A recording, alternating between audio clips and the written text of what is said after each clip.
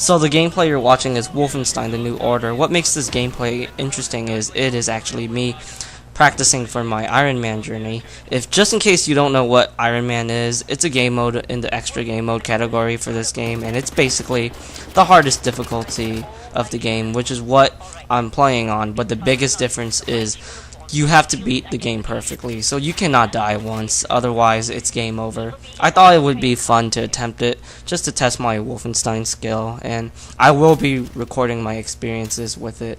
But I won't do like a let's play or a walkthrough on it.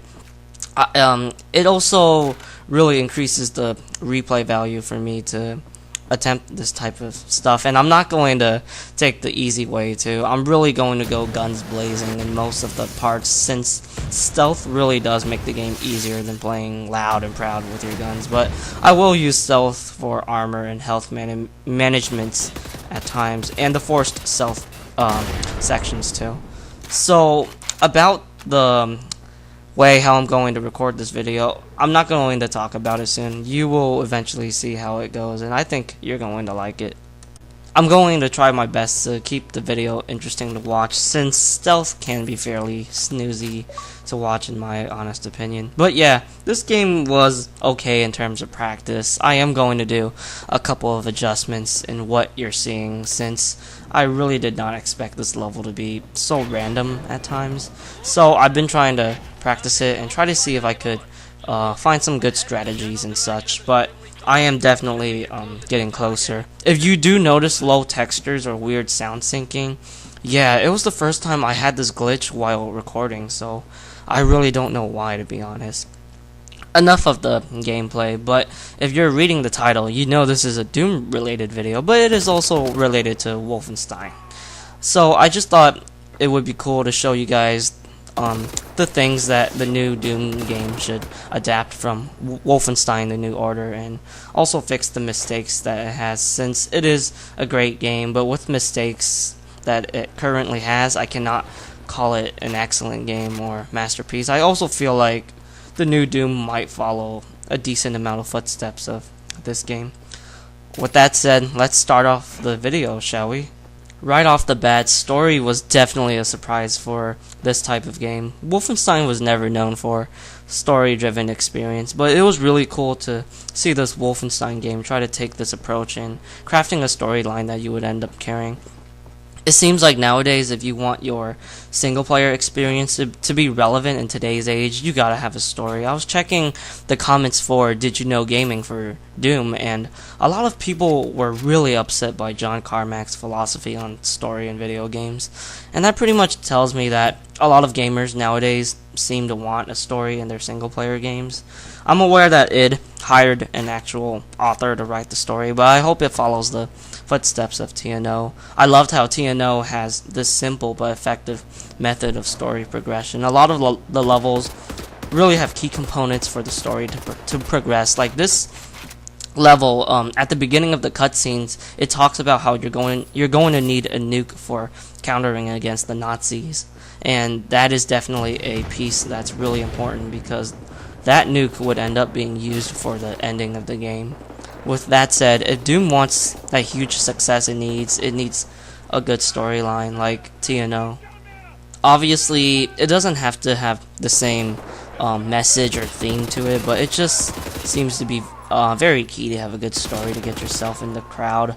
I remember when I heard BioShock Infinite was supposed to sell up to 4.5 million units at the end of the year, and I really didn't feel like it would reach its goal, but it did, and I really do think the story was probably the thing that helped it, since Infinite was really that game where, you know, it was there to literally play with your mind with the story. Not only the story was great in TNO, but I really liked how it doesn't forget its old school roots. I consider this game to be more of a modern shooter than a modern / old school shooter, but it doesn't forget its past. And I think it did a good job of trying to bring that sense of nostalgia to the new game. It still is fast-paced in a way. It has a health and armor system. You can carry all weapons, so on. Obviously, Doom is going to need that too, since there will be old fans like myself to have some sort of nostalgic moment when playing the game. Replay value is something that I feel like this game really nailed down, and I definitely didn't expect it. I expect machine games to put so much focus on it. You got extra modes when you explore the levels. Let me try to say that again. You got extra modes, and when you explore the levels, you realize there's a lot of ways to engage your firefights. You got 2 playthroughs that do have some differences, so that's an incentive to replay. And then you got the part where you're fully upgraded, where you can really go balls to the wall, which does change the experience a bit compared to playing it fresh and not having both of those upgrades to its fullest extent. It was amazing that Machine Games really wanted this game to let players play it until the new Doom game comes out, because that's what I'm going to do. And I'm playing Doom 2 again, since I really did got back into it after the Doom trailer. But yeah, I really like how Machine Games is kind of screaming at you. There's a lot of replay value in the single player portion, and I'm strongly confident the new Doom game will have replay value, like it will have multiplayer for that. But then again, I really want a great single player experience that I pretty much expect from Doom, since I think most people look at Doom to be a single player game. So yeah, adding replay value to it just makes it better. Some of these features are definitely worth taking. I like how you can have multiple decisions to choose how you can engage your fights. That's probably the one I would love to see in the new Doom game. And I loved how Wolfenstein really made it obvious, so that this game really wanted you to get crafty with your killing. Last but not least, a playable classic Doom 1 or 2 level. I think a lot of people really enjoyed the Wolfenstein 3D Easter egg, so yeah, why not add that in, but it'll be Doom instead. I actually really appreciated how they kind of made it obvious too, so it was really fun to watch people's reaction when I was watching Let's Plays of this game. So, let's get into the negative parts of Wolfenstein and see what Doom should fix. Right off the bat, the pacing. I really did not like how this game seems to fail to recognize what I feel, what most players would end up wanting. Like, when I was done having a lot of fun with the shootouts, I just wanted more of it. But the game would throw in, some fetch quests or forced stealth sections. And yeah, this is where the game just drops the ball. I feel like, I don't really know why they did this. I believe it's probably to have varied elements, but it really just kills the buzz and that feeling of satisfaction, because man, it just did not feel right.